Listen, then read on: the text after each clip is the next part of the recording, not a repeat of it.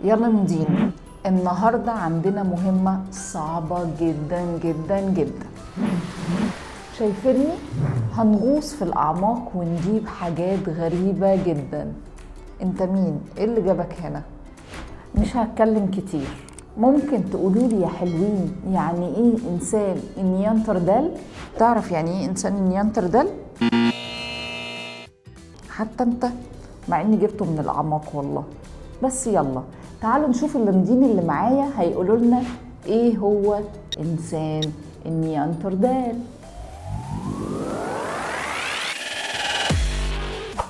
ده إنسان نياندرتال مسؤول عن حرف الدال.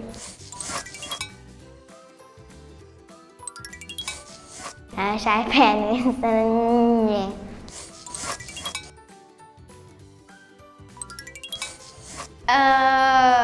انسان النياندرتال هو انسان بس بيعمل حاجات غريبه. يعني احنا بشر، هو يعني احنا كبشر عاديين بناكل وبنشرب وبنعيش حياتنا زي البشر. هو بقى ما بياكلش ولا بيشرب ولا بيعيش حياته زي البشر.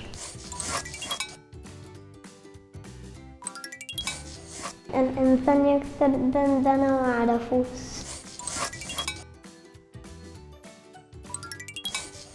لا أنا معرفش ناس نياندرتال.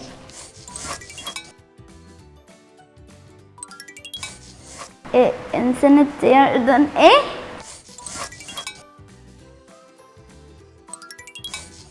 إنسان النياندرتال معرفوش.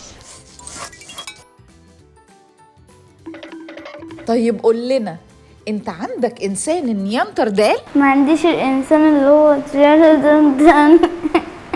لا ما عنديش إنسان نياندرتال في البيت عشان بخاف.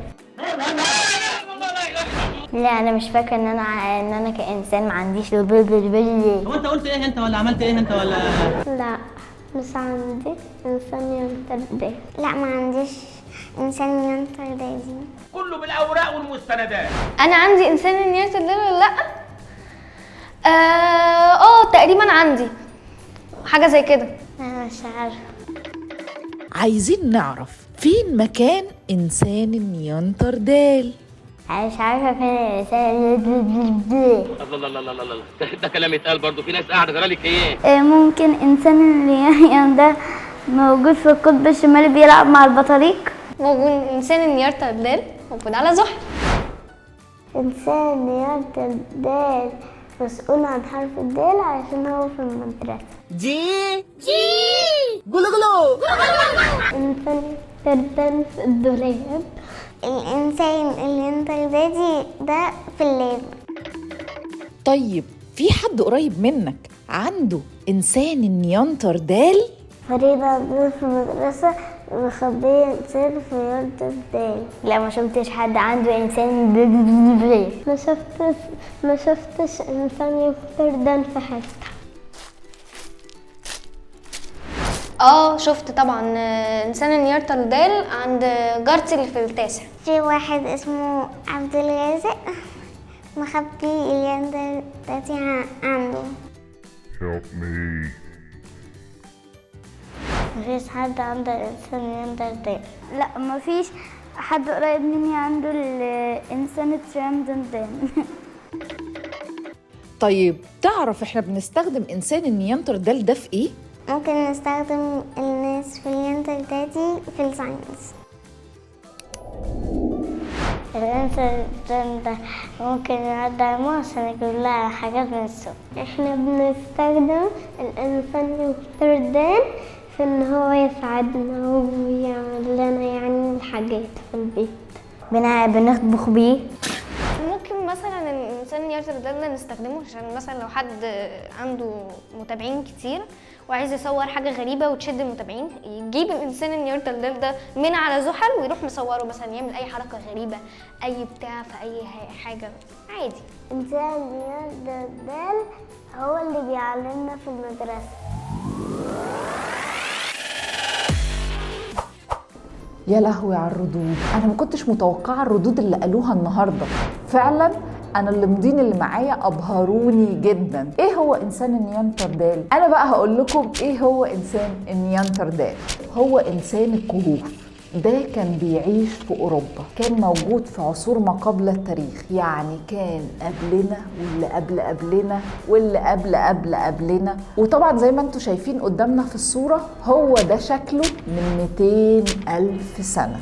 إنسان النياندرتال ده كان موجود في كهوف في أوراسيا عند المحيط الأطلسي، في شرق أوروبا، في وسط آسيا لحد بلجيكا اللي موجودة دلوقتي. وليه بقى أصلا سموه الاسم دوت؟ علشان خاطر هو كان بيعيش في وادي اسمه نياندرتال، والوادي ده موجود في ألمانيا. وعرفوا منين مكانه؟ لما لقوا الحفريات بتاعته. ايه ده؟ انت ما تعرفش يعني ايه حفريات؟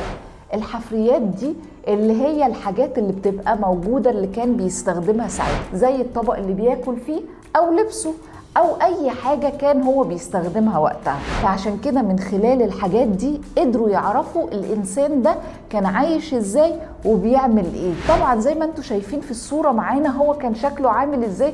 كان هو عامل كده علشان خاطر دايما كان عايش جوه الكهف، فعشان كان هو طويل ويقدر ان هو يتعايش جوه الكهف، فكان جسمه غصب عنه بيفضل عامل كده، وبناء عليه بقى بالشكل ده. طبعا الانسان ده كان بيعاني جدا زمان، طبعا مش زيك دلوقتي. هو كان بيحاول يحارب علشان خاطر يقدر ان هو يصطاد الحيوانات اللي ياكلها.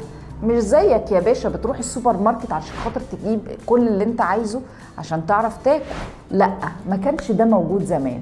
وطبعا الانسان ده كان بيعاني جدا جدا جدا. الحمد لله على كل حاجة احنا فيها دلوقتي. احنا دلوقتي عرفنا ايه هو انسان النياندرتال. يا ريت كل اللي اللي معايا يكونوا عرفوا المعلومة ويكونوا انبسطوا. طبعا انا مش عايزة افكركم ولا اقول لكم اللايكات وتقولوا لي مين احسن لمد معانا النهاردة في الحلقة. ما تنسوش. باي باي.